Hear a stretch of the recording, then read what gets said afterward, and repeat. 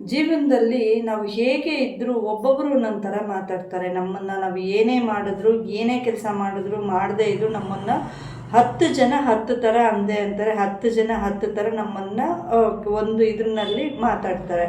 So ಅಂಥವ್ರು ಏನಾದರೂ ಯೋಚನೆ ಮಾಡ್ತಾಯಿದ್ರೆ ನಾವು 4 ಜನಕ್ಕೋಸ್ಕರನೇ ಬದುಕಬೇಕು, 4 ಜನ ಅವ್ರು ಹೇಗೆ ಹೇಳ್ತಾರೋ ಹಾಗೆ ನಮ್ಮನ್ನು ನಾವು ತಿದ್ಕೋಬೇಕು ಅಂತ ಹೇಳಿ ನೀವೇನಾದರೂ ಯೋಚನೆ ಮಾಡ್ತಿದ್ದೀರಾ?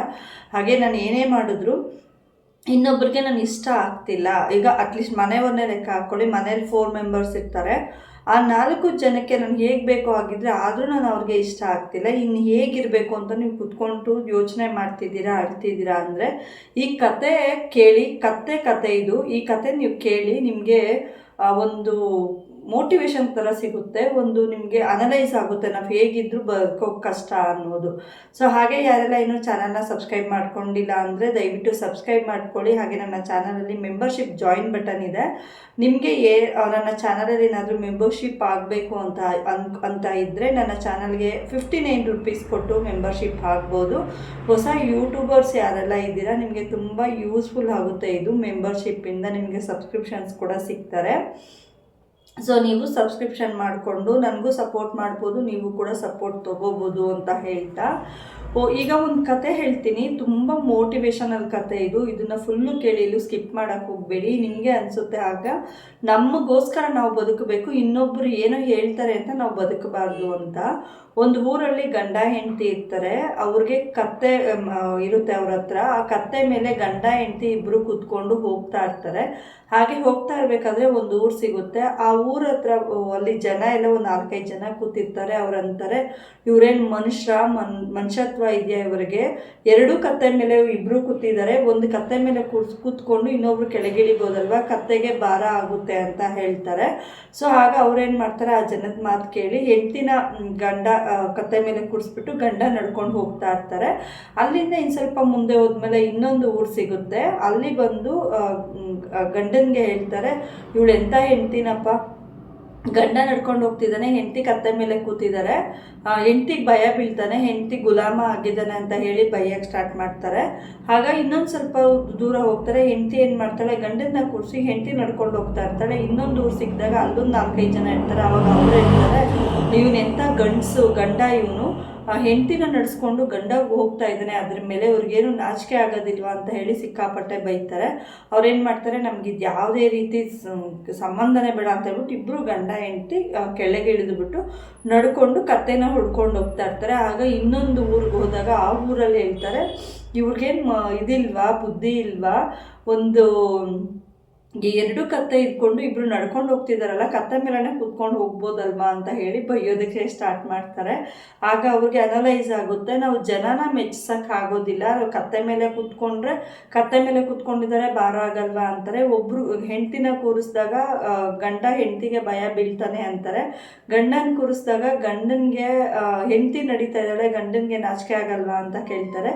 ಇಬ್ಬರು ಯಾವುದೇ ಸಹವಾಸ ಬೇಡ ಅಂತ ಹೇಳಿ ನಡ್ಕೊಂಡು ಹೋಗ್ತಿದ್ರೆ ಬುದ್ಧಿ ಇಲ್ವಾ ಅಂತ ಕೇಳ್ತಾರೆ. ಇವನ್ನ ನಾವು ಮೆಚ್ಚಿಸೋಕ್ಕೂ ಆಗೋದಿಲ್ಲ, ಇವ್ರಿಗೆ ತಕ್ಕನಾಗಿ ನಾವು ಬದುಕೋಕ್ಕಾಗೋದಿಲ್ಲ, ನಮಗೆ ಹೇಗೆ ಬೇಕೋ ನಾವು ಹಾಗೆ ಬದುಕಬೇಕು ಅಂತೇಳಿ ಇಬ್ಬರು ಡಿಸೈಡ್ ಮಾಡಿ ಅವ್ರಿಗೆ ಹೇಗೆ ಅನಿಸುತ್ತೋ ಹಾಗೆ ಕತ್ತೆ ಮೇಲೆ ಹೋಗೋದಕ್ಕೆ ಡಿಸೈಡ್ ಮಾಡ್ತಾರೆ. ಸೊ ಈ ಸ್ಟೋರಿಯಿಂದ ನಮಗೇನು ಅರ್ಥ ಆಗುತ್ತೆ ಅಂದರೆ, 4 ಜನನ ನಾವು ಯಾವತ್ತೂ ಮೆಚ್ಚಿಸೋಕ್ಕಾಗೋದಿಲ್ಲ. ಅದನ್ನು ಮನೇಲಾಗಿರ್ಬೋದು, ಆಚೆ ಆಗಿರ್ಬೋದು, ಅವ್ರಿಗೋಸ್ಕರ ನಾವು ಬದುಕೋಕ್ಕಾಗೋದಿಲ್ಲ, ಅವ್ರಿಂದ ನಮಗೆ ಏನೂ ಬರೋಂಗಿಲ್ಲ. ನನಗೇನು ಅನಿಸ್ತಿದೆ, ನನಗೇನು ಇದಾಗಿದೆ ಅದ್ರ ಪ್ರಕಾರವಾಗಿ ನಾನು ಹೋಗೋದಕ್ಕೆ ನಡಿಬೇಕು. ಈಗ ನಾನೊಂದು ಕೆಲಸಕ್ಕೆ ಹೋಗ್ತೀನಿ, ಆ ಕೆಲಸದಲ್ಲಿ ನನಗೇನೋ ಇರಿಟೇಷನ್ ಆಗ್ತಿರುತ್ತೆ, ಇನ್ನೇನೋ ನನಗೆ ಅಲ್ಲಿ ಕಂಫರ್ಟಬಲ್ ಇರೋದಿಲ್ಲ, ಅನ್ಕಂಫರ್ಟಬಲ್ ಇರುತ್ತೆ. ಇವ್ರು ನಮ್ಮನೇಲಿರೋರಿಗೆ ಯಾರಿಗೋ ಇಷ್ಟ ಆಗುತ್ತೆ ಅಂತ ಹೇಳಿ ನಾನಲ್ಲಿ ಕೆಲಸ ಮಾಡ್ತಾಯಿದ್ರೆ ಅದು ನನ್ನ ಇದಕ್ಕೆ ಧಕ್ಕೆ ತರ್ತಾ ಇರುತ್ತೆ. ಸೊ ಅವಾಗ ನೀವು ಅವ್ರನ್ನ ಮೆಚ್ಚಿಸೋಕ್ಕೋಸ್ಕರ ನಿಮ್ಮನ್ನು ನೀವು ಕಳ್ಕೊಳ್ಳೋ ಒಂದು ಸ್ಟೇಜ್ ಕೂಡ ಬರುತ್ತೆ. ಆಗ ಅದನ್ನು ನೀವು ಇದು ಮಾಡಿ, ನೀವು ಅವ್ರಿಗೋಸ್ಕರ ಬದುಕ್ತಿಲ್ಲ, ಫಸ್ಟು ನಿಮಗೋಸ್ಕರ ನೀವು ಬದುಕಬೇಕು. ಫಸ್ಟ್ ನಾವು ಯಾರಿಗೋಸ್ಕರನೂ ಬದುಕಬಾರ್ದು. ಫಸ್ಟು ನಾನು ನನ್ನನ್ನು ಪ್ರೀತಿಸಬೇಕು, ನಾನು ನನ್ನನ್ನು ಫಸ್ಟು ನನಗೆ ಸ್ಯಾಕ್ರಿಫಿಷನ್ ಆಗಬೇಕು. ಯಾವುದೇ ಕೆಲಸ ಮಾಡಿದ್ರು ಇದು ಸರಿ, ಇದು ಚೆನ್ನಾಗಿದೆ, ಇದು ನನಗೆ ಕಂಫರ್ಟಬಲ್ ಇದೆ, ಇದು ನಾನು ಆರಾಮಾಗಿದ್ದೀನಿ ಇದರಿಂದ ಅಂತ ಹೇಳಿ ಫಸ್ಟು ನನಗೆ ಅನಲೈಸ್ ಆದಾಗ ನಾನು ಇನ್ನೊಬ್ಬರನ್ನ ಮೆಚ್ಚಿಸೋದಕ್ಕೆ ಟ್ರೈ ಮಾಡ್ಬೋದು. ಅದನ್ನು ನಾವು ಅವ್ರಿಗೆ ಹೇಳ್ಬೋದು, ಇಲ್ಲ ನನಗೆ ಅದು ಕಂಫರ್ಟಬಲ್ ಇದೆ ಅಂತ. ಇಲ್ಲ ನನಗೆ ಕಂಫರ್ಟಬಲ್ ಇದೆ, ನಾನು ಇನ್ನೊಬ್ಬರನ್ನ ಮೆಚ್ಚಿಸ್ತೀನಿ ಅಂದರೆ ಅದಂತೂ ಖಂಡಿತವಾಗ್ಲೂ ಆಗೋದಿಲ್ಲ. ಸೊ ಆಗೇನಾಗುತ್ತೆ ಅಂದರೆ ನಮಗೇನು ಇನ್ನಷ್ಟು ನೋವು ದುಃಖ ಜಾಸ್ತಿ ಆಗುತ್ತೆ. ಅವ್ರನ್ನ ಏನು ಮಾಡಿದ್ರು ನಮ್ಮ ಕೈಯಲ್ಲಿ ಮೆಚ್ಚೋಕ್ಕಾಗ್ತಾಯಿಲ್ಲ ಅಂತೇಳಿ ಇನ್ನಷ್ಟು ಕಣ್ಣೀರು ನಾವೇ ಹಾಕಬೇಕಾಗುತ್ತೆ. ಇನ್ನಷ್ಟು ಗೋಳಾಡೋದು ನಮಗೇನೆ ಜಾಸ್ತಿ ಆಗುತ್ತೆ ಹೊರತು ಬೇರೆ ಯಾರಿಗೂ ಏನೂ ಆಗೋದಿಲ್ಲ. ಸೊ ಈ ವಿಡಿಯೋನ ಎಲ್ಲೂ ಸ್ಕಿಪ್ ಮಾಡೋಕ್ಕೆ ಹೋಗಬೇಡಿ. ತುಂಬ ಅಂದರೆ ತುಂಬಾ ಯೂಸ್ಫುಲ್. ಯಾಕಂದರೆ ನಿಮ್ಮ ಜೊತೆಲಿರೋ ಫ್ರೆಂಡ್ಸು ಫ್ಯಾಮಿಲಿ ಮೆಂಬರ್ಸನ್ನೇ ಕೊರಗ್ತಾ ಇರ್ತಾರೆ. ಸೊ ನಿಮ್ಮ ಹತ್ರ ಕೂಡ ಹೇಳ್ಕೊಬೋದು, ನನ್ನ ಮತ್ತೇನು ಮೆಚ್ಚಕ್ಕೆ ಹೋಗಿದ್ದೆ, ನನ್ನ ಗಂಡನ ಮೆಚ್ಚೋಕ್ಕಾಗ್ತಿಲ್ಲ, ನನ್ನ ಅಣ್ಣ ತಮ್ಮಂದರ ನನ್ನ ಸುತ್ತಮುತ್ತಿರೋನ ನಾನು ಮೆಚ್ಚೋಕ್ಕಾಗ್ತಿಲ್ಲ, ಏನು ಮಾಡಿದ್ರು ನನಗೆ ಅವ್ರಿಗೆ ಇದಾಗ್ತಿಲ್ಲ ಅಂತ ಹೇಳೋರಿಗೆ ಈ ಸ್ಟೋರಿನ ಫಾರ್ವರ್ಡ್ ಮಾಡಿ. ಅವ್ರಿಗೆ ನಿಜವಾಗ್ಲೂ ಅನಲೈಸ್ ಆಗುತ್ತೆ ಹೇಗಿದ್ದರೂ ನಾವು ಬದುಕೋದಕ್ಕೆ ಕಷ್ಟ ಅಂತ. ಹಾಗೆ ಇನ್ನು ಯಾರೆಲ್ಲ ನನ್ನ ಚಾನಲ್ನ ಸಬ್ಸ್ಕ್ರೈಬ್ ಮಾಡ್ಕೊಂಡಿಲ್ಲ ಪ್ಲೀಸ್ ಸಬ್ಸ್ಕ್ರೈಬ್ ಮಾಡ್ಕೊಳ್ಳಿ ಅಂತ ಕೇಳ್ಕೊಳ್ತಾ ಮತ್ತೊಂದು ವಿಡಿಯೋ ಜೊತೆ ನಾನು ನಿಮಗೆ ಸಿಗ್ತೀನಿ. ಹಾಗೆ join button, membership join button ಇದೆ ನನ್ನ ಚಾನಲಲ್ಲಿ. ನನ್ನ ಚಾನಲ್ಗೆ ಯಾರೆಲ್ಲ ಮೆಂಬರ್ಶಿಪ್ ಆಗಬೇಕು ಅಂದ್ಕೊಂಡಿದ್ದೀರಾ ದಯವಿಟ್ಟು ಹಾಗೆ ನನಗೂ ಸಪೋರ್ಟ್ ಮಾಡಿ, ನೀವು ಸಪೋರ್ಟ್ ತಗೊಳ್ಳಿ. ಯಾಕಂದರೆ ಹೊಸ ಯೂಟ್ಯೂಬರ್ಸ್ಗೆ ಚಾನಲ್ಗೆ ಮೆಂಬರ್ಶಿಪ್ ತೊಗೊಂಡ್ರೆ ಅವ್ರಿಗೆ ಸಬ್ಸ್ಕ್ರಿಪ್ಷನ್ಸ್ ಕೂಡ ಸಿಗ್ತಾ ಇರುತ್ತೆ. ಸುಮಾರು ಜನ ಸಬ್ಸ್ಕ್ರಿಪ್ಷನ್ಸ್ ಕೂಡ ಹಾಕ್ತಾರೆ ಅದರಿಂದ. So thank you so much ಇಷ್ಟೊತ್ತು ನನ್ನ ವಿಡಿಯೋ ನೋಡಿದ್ದಕ್ಕಾಗಿ. ಹಾಗೆ ವಿಡಿಯೋಸ್ಗೆ ವೆಯ್ಟ್ ಮಾಡ್ತಾ ಇರಿ, ಕಮೆಂಟ್ ಮಾಡಿ ಅಂತ ಕೇಳ್ಕೊಳ್ತಾ love you all. Bye by.